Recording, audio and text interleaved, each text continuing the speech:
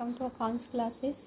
Today I will discuss with you deferred revenue expenditure, जो कि आज के लिए इस कैपिटल एंड रेवेन्यू के लिए जो है लास्ट वीडियो रहेगा. After that this chapter will finish. Okay, तो चलिए आज का वीडियो जो है हम लोग स्टार्ट करते हैं इसी के साथ. और जो लोग भी देख रहे हैं वीडियो को लाइक सब्सक्राइब कर दीजिएगा. हम लोग का आज का टॉपिक है डेफर्ड रेवेन्यू एक्सपेंडिचर. ज़्यादा लंबा नहीं जाएगा, छोटा सा टॉपिक है, एक साथ और जर्नल एंट्री है. तो चलिए स्टार्ट करते हैं. देखिए कि डेफर्ड रेवेन्यू एक्सपेंडिचर जो है वो होता क्या है.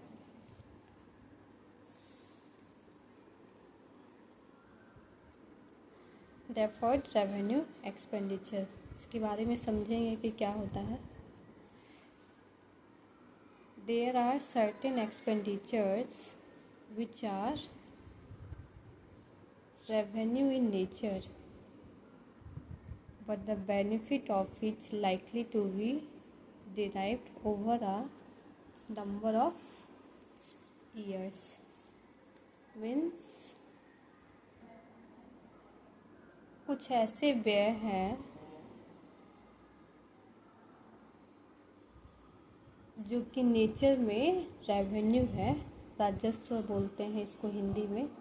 कुछ ऐसे व्यय हैं जो कि नेचर में जो है रेवेन्यू है. विच आर रेवेन्यू मतलब राजस्व है, हिंदी में रेवेन्यू को राजस्व बोलते हैं. But the benefit of which likely to be derived over a number of years. लेकिन उनका लाभ जो है कई वर्षों में, over a number of years, कई वर्षों में जो है लाइकली टू बी डिराइव, प्राप्त होने की संभावना है. ये डेफर्ड रेवेन्यू एक्सपेंडिचर के बारे में बताया जा रहा है कि देयर आर सर्टेन एक्सपेंडिचर्स, कुछ ऐसे व्यय है, which are revenue in nature, जो कि नेचर में रेवेन्यू है, राजस्व है. But the benefit of which is likely to be derived over a number of years. But लेकिन उनका लाभ जो है over a number of years, कई वर्षों में जो है प्राप्त होने की संभावना है. लाइकली टू बी डिराइव्ड, कई वर्षों में प्राप्त होने की संभावना है. आगे देखते हैं. Such expenditures are termed as deferred revenue expenditure. ऐसे एक्सपेंडिचर को जो है डेफर्ड रेवेन्यू एक्सपेंडिचर जो है कहा जाता है. Okay, I again repeat. There are certain expenditures which are revenue in nature. कुछ ऐसे व्यय है जो कि नेचर में रेवेन्यू है, राजस्व है. But the benefit of which likely to be derived over a number of years. लेकिन उनका लाभ जो है कई वर्षों में, over a number of years, कई वर्षों में प्राप्त होने की संभावना है. Is likely to be derived. ऐसे एक्सपेंडिचर को जो है डिफर्ड रेवेन्यू एक्सपेंडिचर जो है कहा जाता है. आगे देखते हैं.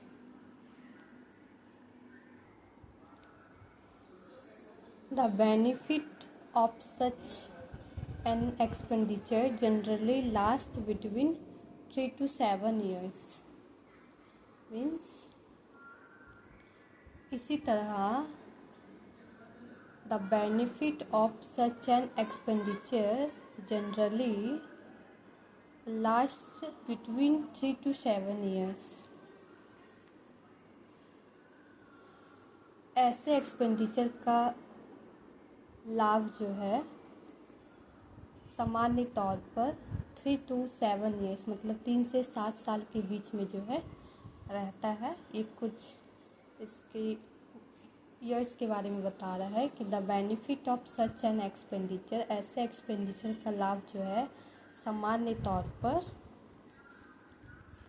ऐसे एक्सपेंडिचर का लाभ जो है सामान्य तौर पर 3 to 7 years, between 3 to 7 years, 3 से 7 वर्ष के बीच में जो है रहता है। एज सच, इसी तरह the whole of such expenditure is not debited to the profit and loss account of the current year. Means इसी तरह the whole of such expenditure मतलब पूरा एक्सपेंडिचर नहीं जो है ऐसे as such the whole of such expenditure is not debited to the profit and loss account of the current year. ऐसे व्यय का लाभ जो है वर्ष के लाभ हानि खाते में जो है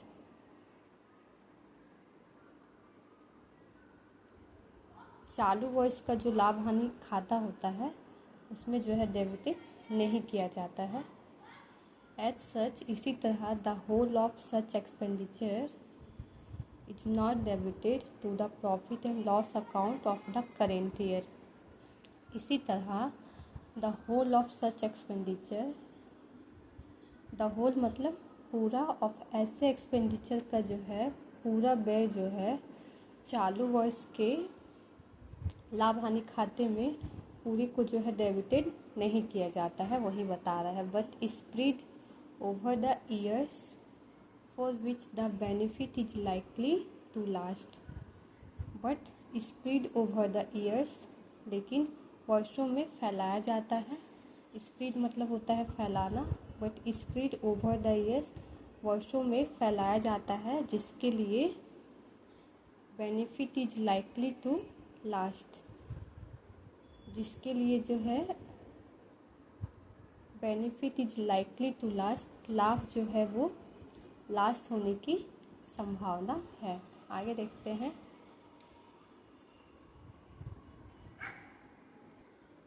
आगे है इसका लाइकली टू लास्ट मतलब लास्ट होने की संभावना है। अब इसके आगे कुछ और बता रहा है। हालांकि only a part of such expenditure is taken to profit and loss account every year. बोल रहा है हालांकि only a part of such expenditure मतलब हालांकि ऐसे व्यय का जो है सिर्फ एक part, only a part it's taken to profit and loss account every year. हालांकि ऐसे एक्सपेंडिचर का एक पार्ट को ही जो है हर साल प्रॉफिट एंड लॉस अकाउंट में जो है ले जाया जाता है। It's taken profit and loss account, profit and loss account में जो है ले जाया जाता है ओनली एक भाग को। Okay, and the unwritten off portion is allowed to stand on the asset side of the balance sheet. और अनरिटेन ऑफ पोर्शन मतलब अलिखित हिस्सा जो है वो बैलेंस शीट के एसेट साइड में जो है खड़ा होने की अनुमति जो है रहता है, इज अलाउड टू स्टैंड। और जो बचा हुआ जो अलिखित पोर्शन हिस्सा जो होता है उसको बैलेंस शीट के एसेट साइड में जो है खड़ा होने की अनुमति, तो stand is allowed to stand on the asset side.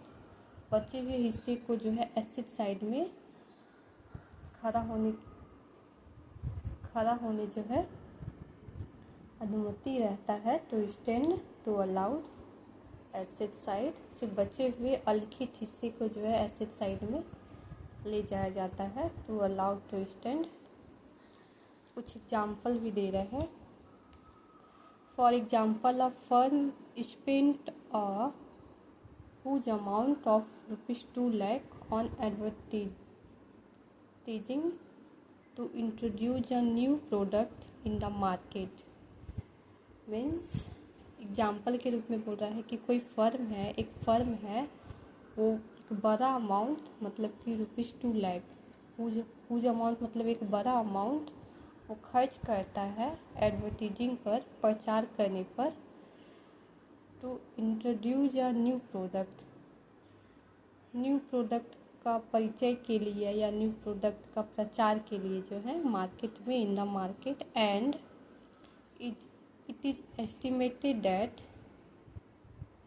यह एस्टिमेटेड किया जाता है, निर्धारित किया जाता है कि it's benefit will last 4 years, इसका जो बेनिफिट है वो 4 साल रहेगा। It's benefit will last 4 years, इसका जो बेनिफिट है वो 4 साल जो है रहेगा। इसका बेनिफिट जो है, it's benefit will last 4 years, 4 साल रहेगा।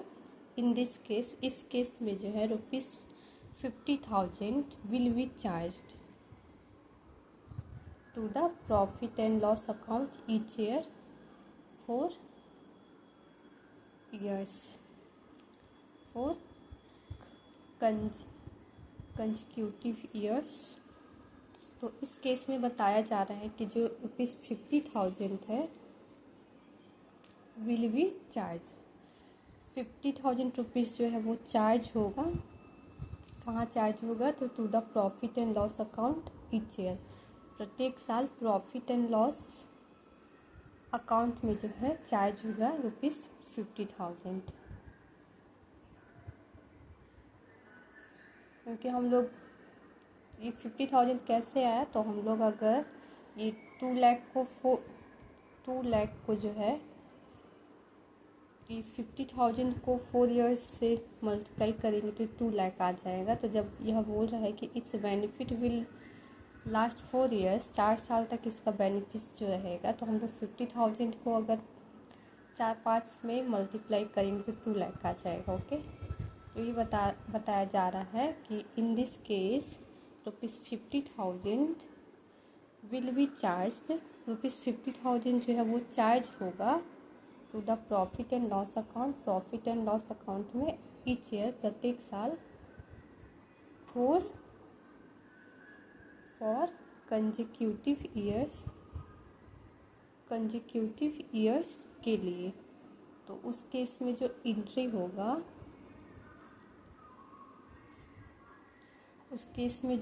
होगा, profit and loss account debit to advertisement account ₹50,000 से एंट्री हो जाएगा।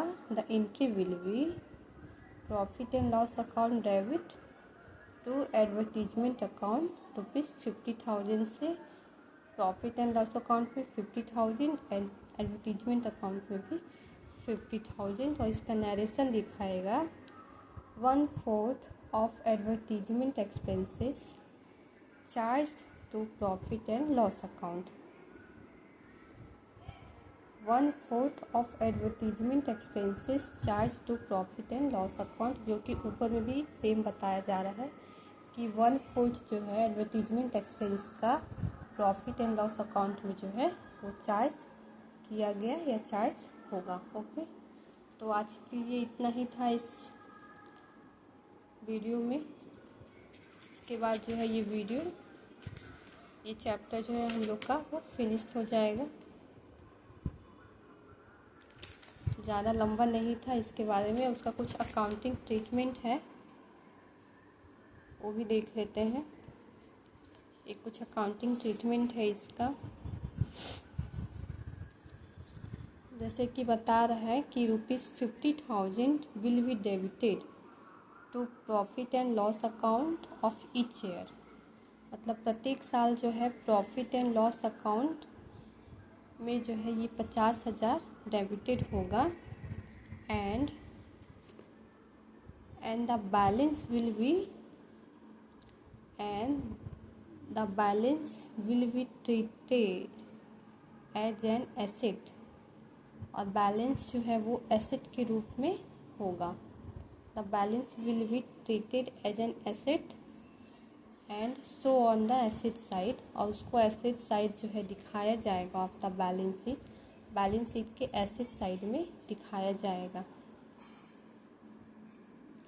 बैलेंस शीट के एसेट साइड में जो है एसेट के रूप में इसको ट्रीट किया जाएगा। कौन से बैलेंस को? तो जो ₹50,000 है will be debited on to profit and loss account each year. जो अमाउंट को प्रॉफिट एंड लॉस अकाउंट में जो है दिखाया जाएगा प्रत्येक साल, डेबिटेड किया जाएगा, उसी अमाउंट को जो है उसको ट्रीट किया जाएगा एज एन एसेट, एसेट के रूप में, एंड उसको शो किया जाएगा asset side of the balance sheet. Okay, इसी तरह as such the amount show on the asset side will be ₹150,000 in the first year. और बोल रहा है कि एज सच, इसी तरह the amount show on the asset side will be ₹150,000 in the first year. और बोला जा रहा है कि इसी तरह अमाउंट जो है वो शो होगा एसेट साइड में, जो चार्ज होगा ₹150,000 in the first year. First year में जो है 150,000 जो है वो चार्ज होगा एसेट साइड में amount, and 1,00,000 in the second year and 50,000 in the third year. और 1,00,000 जो है सेकेंड ईयर में ट्रांसफ़र होगा और 50,000 थर्ड ईयर में। तो जो हम लोग का 2,00,000 जो रुपीज़ था उसका काउंटिंग ट्रीटमेंट कैसे होगा वो बताया जा रहा है कि 150 लाख को फर्स्ट ईयर में ट्रांसफ़र कर दिया जाएगा और 150,000 को और 1,00,000 को सेकेंड ईयर में एंड ₹50,000 जो बचेगा उसको थर्ड ईयर में। तो ये इसका अकाउंटिंग ट्रीटमेंट था और ये डेफर्ड रेवेन्यू एक्सपेंडिचर का मीनिंग था जो आज हम लोग डिस्कस किए। ओके, तो आज के लिए इतना ही, मिलते हैं नेक्स्ट वीडियो में। वीडियो पसंद आए तो लाइक कर दीजिएगा, सब्सक्राइब कर दीजिएगा और हो सके तो शेयर भी कर दीजिएगा। ओके, बाय, मिलते हैं नेक्स्ट वीडियो में with new chapters. Okay, bye.